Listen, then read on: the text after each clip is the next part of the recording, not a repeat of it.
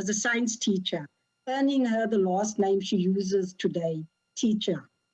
Mrs. Shalacha, Kerala state has one of the lowest COVID-19 related mortality rates in India, largely due to the adoption of early measures such as testing, tracing, lockdown, and public health provision.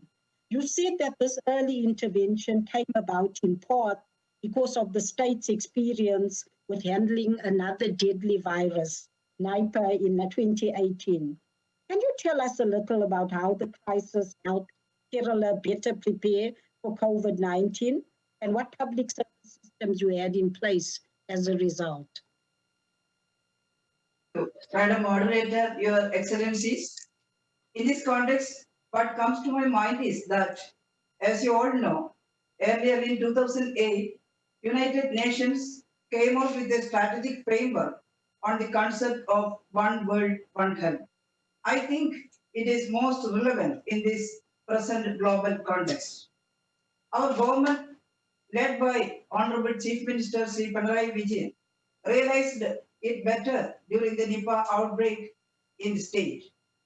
This zoonotic disease outbreak of pandemic potential helped us to understand our strengths and weakness, and also the need to bring the effective integration of human, animal, and environmental health.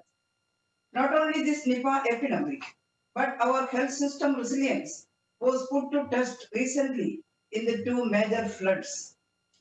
When the catastrophic flood devastated many parts of the state in 2018, many epidemiologists projected that this flood would be followed by a flood of infectious diseases.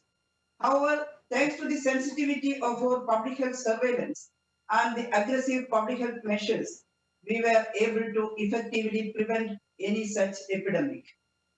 All these episodes taught us something very significant, that when it comes to public health interventions during an outbreak, there should not be any compromise on delay to act. Coming to COVID, the very next day of WHO statement of caution on a respiratory virus of pandemic potential, we activated our entire surveillance network. Guidelines and standard operating practices for screening, diagnosis, and public health interventions were we put in place in line with the international guidelines while leveraging on our core strengths and decentralized public health delivery systems.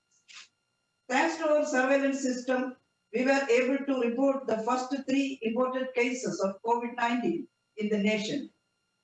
We effectively identified, isolated, and treated them so that all the cases in that phase, which we call as phase 1, recovered fully with zero spread and zero mortality. Our case fatality rate is equal to 0 and basic reproduction number also 0, a dream for all public health enthusiasts. However, we know that the game has just begun. So we continued our surveillance, strictly complying to the international and national guidance. From the very beginning, our objective was straight and clear, that is to minimize the spread and minimize the mortality. So considering the international available knowledge, we set up a target to limit our case fatality rate below 2 and basic reproduction number R0 below 1. This is to ensure that we don't have a local epidemic, so that we can utilize our health system capacity primarily to deal with the imported cases. Our strategy for public health interventions was mainly targeted in 4 angles. First is regarding the potential source of infection. To address this angle, we adopted a strategy of trace, quarantine, test, isolate, and treat.